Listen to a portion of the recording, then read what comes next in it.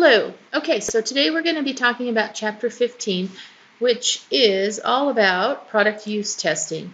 And so we are now in the development phase of the new product development process. So we have a prototype that we can now put in the hands of users to see their reaction and to get additional information. So the question is, do we want to do that or not? So we're trying to ramp up now to actually take this product to market. And so on the one hand, it might be really tempting to just say, we've done all this stuff, we just need to do it now. We just need to roll this product out. And so there is that argument. On the other hand, there's an argument that says, this is the first time people are really able to actually use this product. And you might really find out some interesting things if you give them the chance to do that and see what happens. So that's what product use testing is all about. On the one hand, you potentially can get a lot of information that might really be important.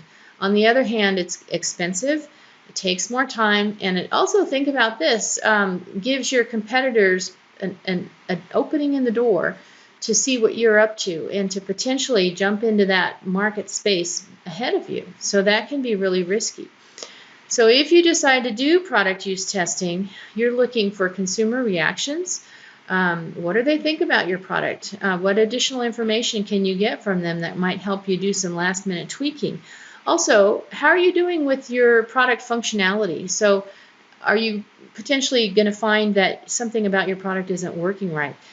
Think product software and beta testing of product software, and often we talk about that as being on the bleeding edge of software development. So beta tests are notorious for coming up with bugs and things that need to be fixed, okay?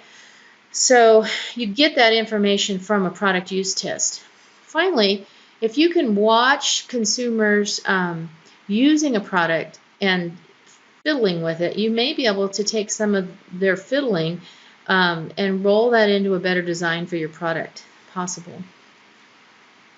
Okay, so if you decide to do product use testing, here are the 13 steps that need to be considered in the process. The very first one, and perhaps most important, definitely the most important, what are you trying to learn? What are you trying to get out of this test? Because everything you do about setting up this test is going to be based on that goal. Okay, so you need to identify the users that you're going to reach out to, how to get to them.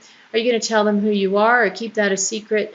Are you going to explain this product at all to them when you ask them to play with it, or just give it to them and see what they do? How much are you going to control the process? What kind of a test are you going to use? What kind of a time period? Are you going to give them 15 minutes or a month to play with this product? Are you going to take a product that's from a final assembly plant or from an initial batch process? That may not give you as much of an opportunity to test your manufacturing process.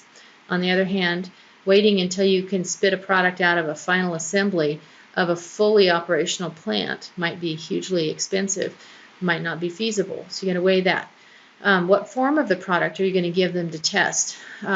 What color? What kind of a handle is it going to have? You may have several different versions of this product, and you may not have finalized your decision on exactly the final form it would take. So you may have to make that decision. How are you going to collect your information or score their reaction? Remember, this is an objective thing, what people think about your product. So somehow you're trying to capture that information in a way that will be objective, that it can be tallied. And so that leads us to 12. How are you going to interpret this information you're getting? And finally, who's going to conduct the test? So all very relevant, very important decisions to be made with respect to product use testing in the process.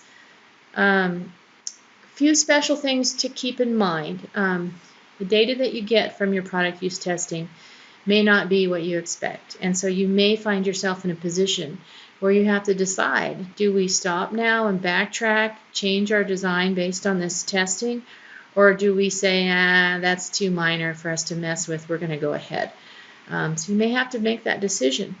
You may find that users are, like I said earlier, fiddling with your product in a way that might actually suggest to you a better design. And so you might have the opportunity to roll in a last-minute design change that might be really important for you.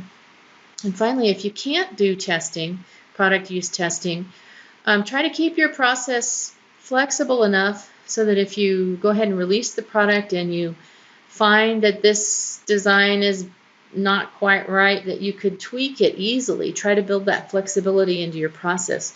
Also look for surrogate tests, opportunities to get feedback or input via constructive evaluation and retrospective testing. So anyway, that's it for that. Regarding the assignment for week 11, chapter 15 is giving you some data about 3 different products that were presented to consumers in a situation where the identities of the manufacturers were disclosed and when they weren't. And so what I'm asking you to do with this assignment is to look at this data and see what you can figure out about whether it made a difference to tell who you were or to keep that information secret, and how did you see that in each of these cases. So I'll let you answer those questions, and kind of a fun assignment. That's it for this week. We'll talk to y'all soon.